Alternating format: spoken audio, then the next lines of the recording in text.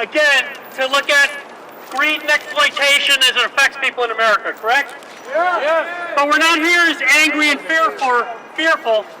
We're here filled with hope and knowledge that this can be won, correct? Yes. We've learned and we know that Congress has the tools, has the votes. All they lack is the wherewithal to pass this, right? Yeah. This is not about negotiation. This is an issue of justice, right? Yeah. This is the same as the Voting Rights Act. This is the same as any other justice issue. This is not about taxes. This is not about simple regulations. This is about people's lives. This is about every day we lose people in America to this company right here, right? Aetna's about to knock 650,000 people off the roll, right? They want to take 650,000 people and price them out of the market. Those people, if any of them has pre-existing conditions, will not be able to get insurance, correct? So, to give you a perspective, every day we delay getting health care passed, 6,800 people lose their insurance. 2,550 go bankrupt.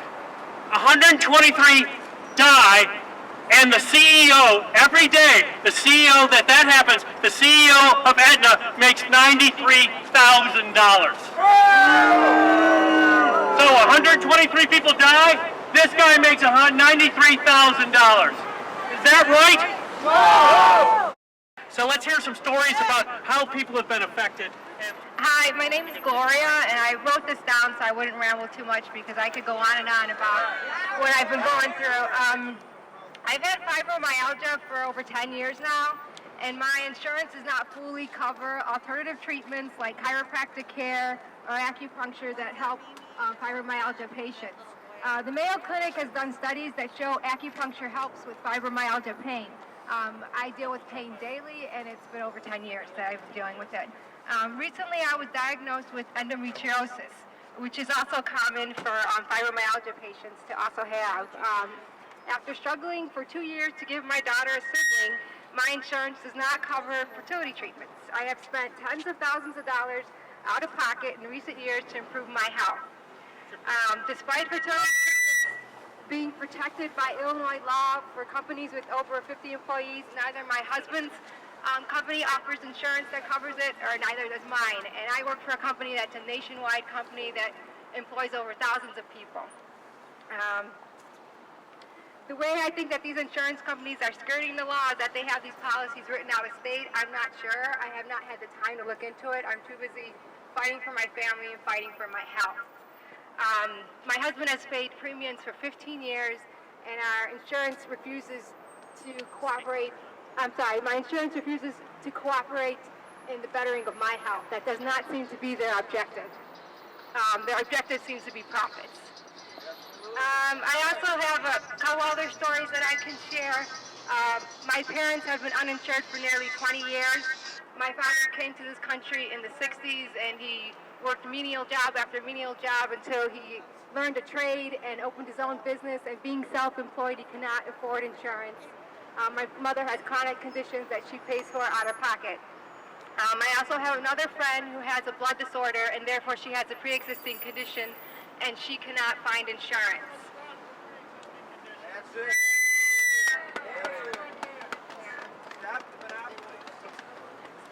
I also have another friend whose father came down with cancer. He is also a small businessman. What he had to do was close down his business, go on Medicaid in order to get treatment for his liver cancer. Is this the best that we can give our small business owners? Is this the best that we can give them? No. Thank you. Mimi Torrance has been in my heart since we came down to Blue Cross several times. She had Blue Cross insurance. They found out she has MS, multiple sclerosis, so they kicked her off the rolls. They said, "Oh, gee, Mimi, I'm sorry, we can't give you a policy because you have MS.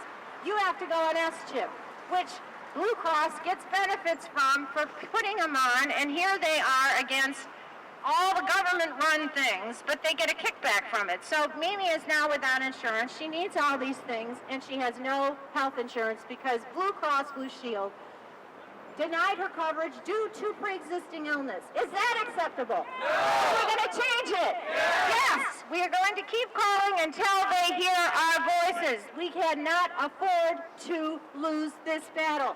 If the corporations win, we lose. That's right. That's right. This has got to stop. This has got to stop. This has got to stop. It's got to stop today. Yeah. Today it needs to stop. I am here today representing the Faith Caucus of the Campaign for Better Health Care. And I am here to say that this has to stop. This is not only wrong, this is immoral. We're having more people die from not having health care than being murdered in our streets. This is wrong. Wrong that Aetna is putting corporate greed before the people. And we need to shout out today that this has to stop. You know, today we released, our Faith Caucus released a report on how many people will die if they do not make health care reform. In Illinois, over 950,000.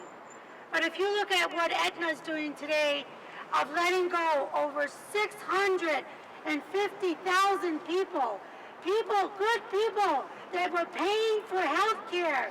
Everybody says, oh, it's only those people who don't have health care. These were individuals paying their policy, paying for health care. And then when they needed to get health care, the company decides they're going to drop them.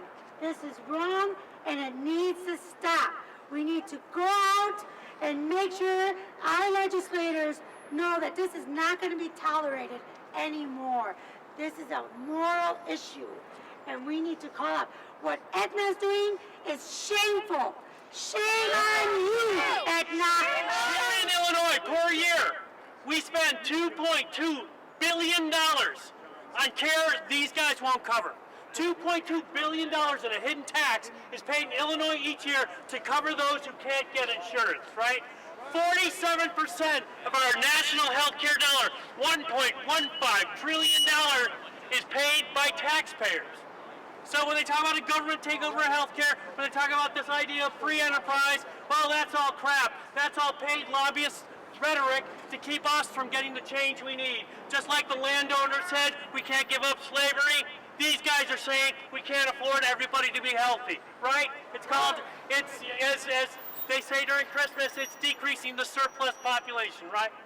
It's just that we're the surplus population, right? So the hell with these guys. Now we know there is a solution, correct? Yes.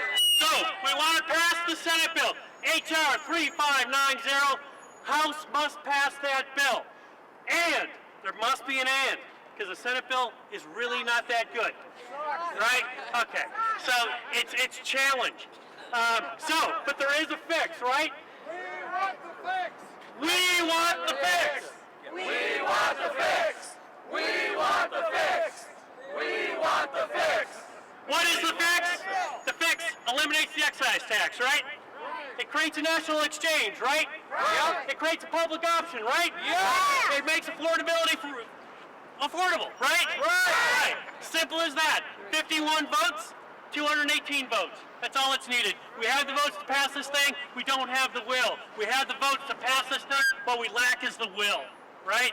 So no hearts bold, no more allies. It's time for us to stand up and demand.